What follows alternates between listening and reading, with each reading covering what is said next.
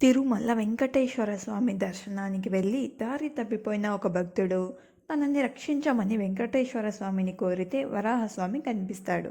ఎందుకో మీకు తెలుసా? ఒకానొక కాలంలో తిరుమల శ్రీవారిని దర్శించుకోవడానికి ఒక భక్తుడు కాలినడకన తిరుమలకి బయలుదేరుతాడు. అయితే ఆ భక్తుడికి తిరుమల ఆలయానికి చేరే దారి తెలియకపోవడంతో కనిపించిన వారినల్లా అడిగి ఆఖరికి తిరుపతికి చేరుకుంటాడు. అయితే అప్పటికే ఈవినింగ్ అవ్వడంతో త్వరగా స్వామివారి దర్శనం చేసుకోవాలని పరుగు పరుగున కొండ ఎక్కడం ప్రారంభిస్తాడు.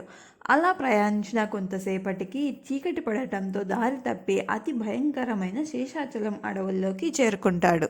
ఇలా ఎంత దూరం నడిచినా స్వామివారి ఆలయం కనిపించకపోవడంతో ఒక్కసారిగా భయం వేస్తుంది.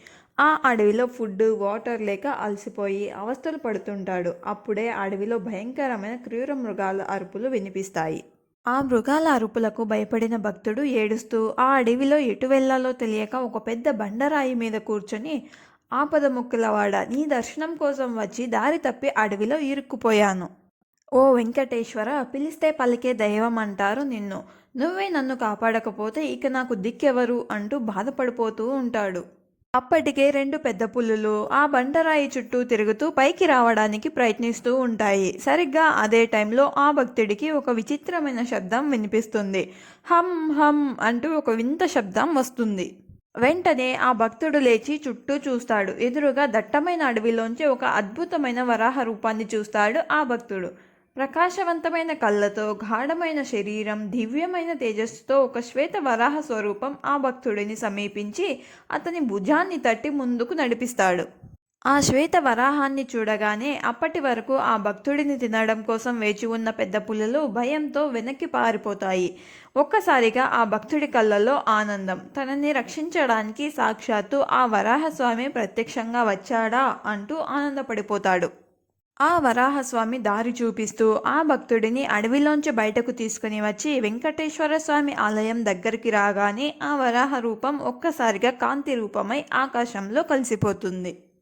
అది చూసిన ఆ భక్తుడు ఆ ప్రాంతమంతా ఎంత వెతికినా వరాహస్వామి కనిపించాడు.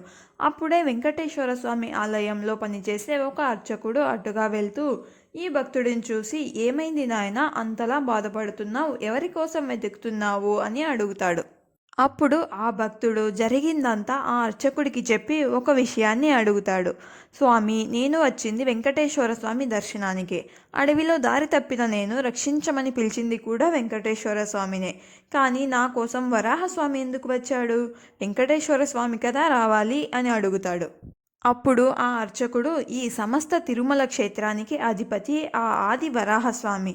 సాక్షాత్తు ఆ వెంకటేశ్వర స్వామి ఈ తిరుమల క్షేత్రంలో ఉండడానికి ఆ వరాహస్వామి అనుమతి తీసుకున్నాడు. నీకు ఒక రహస్యాన్ని చెప్పనా? వెంకటేశ్వర స్వామి దర్శనానికి ఏ భక్తుడు వచ్చినా అతను ఏ కష్టంలో ఉన్నా వాళ్ళని రక్షించి వెంకటేశ్వర స్వామి దర్శనం అయ్యేలా చూసే బాధ్యత వరాహస్వామిదే అని చెప్పగానే ఆ భక్తుడు వరాహస్వామికి నమస్కరించుకొని వెంకటేశ్వర స్వామి దర్శనం కోసం ఆలయంలోకి ప్రవేశించి శ్రీవారి దివ్యమంగళ రూపాన్ని దర్శించుకున్నప్పుడు తన కళ్ళు నమ్మలేని ఒక అద్భుతాన్ని చూస్తాడు. గర్భగుడిలో ఉన్న శ్రీవారి విగ్రహాన్ని చూసిన ప్రతిసారి వెంకటేశ్వర స్వామి వరాహస్వాముల రూపాలు మార్చి మార్చి కనిపిస్తూ ఉంటాయి. అప్పుడు ఆ భక్తుడికి అర్థమవుతుంది, ఆ వరాహుడు వెంకటేశ్వరుడు ఇద్దరూ ఒకటేనని. తిరుమలలో శ్రీవారిని దర్శించుకునే ముందు వరాహస్వామి దర్శనం తప్పనిసరి అని అన్నది యాదృచ్ఛికం కాదు. ఆ వరాహుడే తిరుమల రక్షకుడు, భక్తులను కాపాడే దైవం. మన భక్తి నిజమైనప్పుడు ఆ దేవుడు ఏ రూపంలోనైనా వచ్చి మనల్ని కాపాడుతాడు. దీని మీద మీ ఒపీనియన్ తప్పకుండా కామెంట్ చేయండి. అండ్ ఈ వీడియో మీకు నచ్చినట్లయితే లైక్ చేసి షేర్ చేయండి. అండ్ ఇలాంటి వీడియోస్ కోసం మా ఛానల్ని సబ్స్క్రైబ్ చేసుకోండి.